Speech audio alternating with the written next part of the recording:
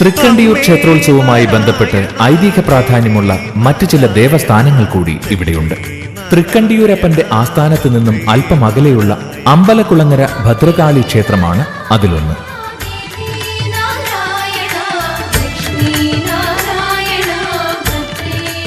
മുമ്പ് കാളികാവായിരുന്ന ഈ സ്ഥലത്ത് പിൽക്കാലത്ത് നിർമ്മിക്കപ്പെട്ടതാണ് ഈ ശ്രീകോവിൽ. തൃക്കണ്ടിയൂർ ശിവന്റെ പുത്രിയാണ് അമ്പലക്കുളങ്ങര ഭദ്രകാളി. ദേവി ഇവിടെ സാന്നിധ്യമാകാൻ കാരണമായ ഒരു കഥയുണ്ട്.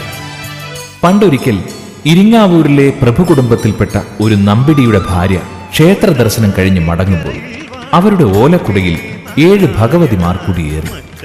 ആ പ്രതി മറ്റു ക്ഷേത്രങ്ങൾ സന്ദർശിച്ച വേളയിൽ കുടയിൽ കുടിയേറിയ ഭഗവതിമാർ ഓരോ ക്ഷേത്രങ്ങളിലായി ഇറങ്ങി.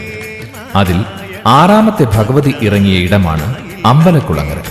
7ാമത്തെ ഭഗവതിയാകട്ടെ ഇരിങ്ങാവൂരിലും ഇറങ്ങി. അതുകൊണ്ട് തന്നെ അമ്പലക്കുളങ്ങര ഭഗവതിയുടെ മൂത്ത ജ്യേഷ്ഠത്തിയായി കരുതുന്ന ഇരിങ്ങാവൂർ ഭഗവതിയെ ഉത്സവനാളിൽ ഇവിടെ കൂട്ടിക്കൊണ്ടുവരുന്നു. ഉത്സവാന്ത്യത്തിലെ 9ാം നാൾ കോമരം കെട്ടിയ ഇരിങ്ങാവൂർ ചോപ്പന്മാരുടെ അകമ്പടിയോടെ ഇരിങ്ങാവൂരമ്മയെ തിരിച്ചെഴുന്നള്ളിക്കുന്നു.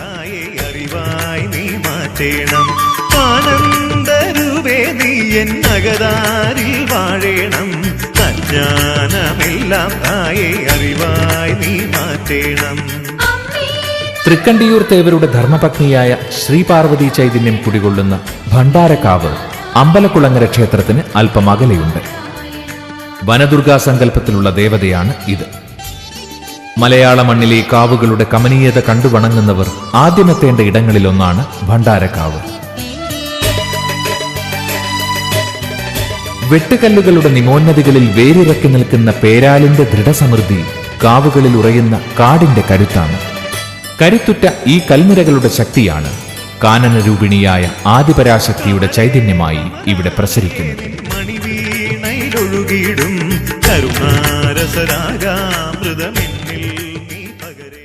ഉത്സവനാളിൽ തൃക്കണ്ടിയൂർ തേവർ അമ്പലക്കുളങ്ങരയിലേക്കും ഭണ്ഡാരക്കാവിലേക്കും എഴുന്നള്ളുന്നു.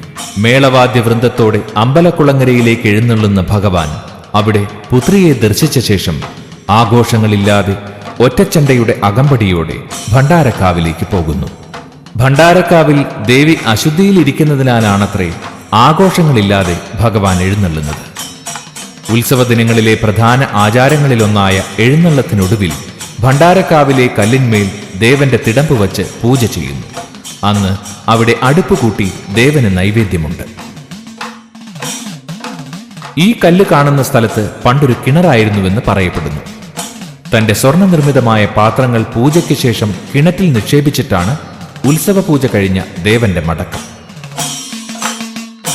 ഒരിക്കൽ പൂജ കഴിഞ്ഞ് ആരോ പാത്രം ഇതിൽ നിക്ഷേപിക്കാതെ തിരികെ കൊണ്ടുപോയി.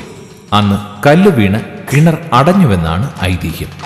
പഴക്കമേറിയ ഈ വെട്ടുകല്ലുകളിൽ ചെറിയ കുഴികളുണ്ട്. കുഴികളിൽ കാണുന്ന ചെറിയ കല്ലുകൾ പെറുക്കിയെടുക്കുന്നത് ഐശ്വര്യകരമാണെന്ന് കരുതപ്പെടുന്നു. ഉത്സവനാളിൽ നിരവധി പേരാണ് ഈ ചടങ്ങിനായി എത്തുന്നത്.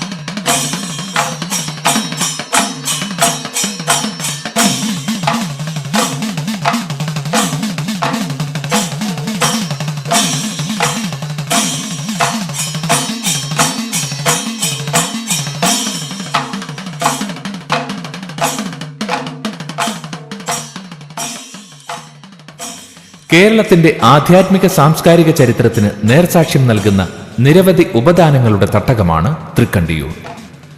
മലപ്പുറം ജില്ലയിലെ തൃക്കണ്ടിയൂർ വില്ലേജ് സ്ഥലനാമത്തിൽ ലോപിച്ചതാണ് ഇന്നറിയപ്പെടുന്ന തിരൂർ. തിരൂർ റെയിൽവേ സ്റ്റേഷനിൽ നിന്ന് 1 കിലോമീറ്റർ വടക്കാണ് തൃക്കണ്ടിയൂർ ക്ഷേത്രം. പുരാതനമായ തൃക്കണ്ടിയൂർ ദേവസ്ഥാനം ടിപ്പു സുൽത്താന്റെ പടയോട്ടക്കാലത്ത് നശിപ്പിക്കപ്പെട്ടതാണ്.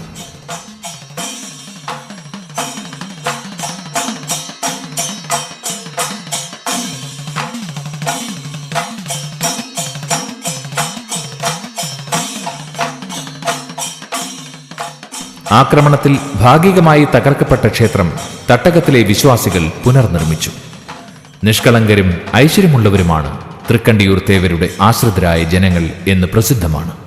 ഭാഷാപിതാവായ തുഞ്ചത്തെഴുത്തച്ഛന്റെ സർഗചേതനയ്ക്ക് ചൈതന്യലേശം പകർന്ന തൃക്കണ്ടിയൂർ തേവരുടെ മഹത്വം മലയാളികൾക്ക് മറക്കാവുന്നതല്ല.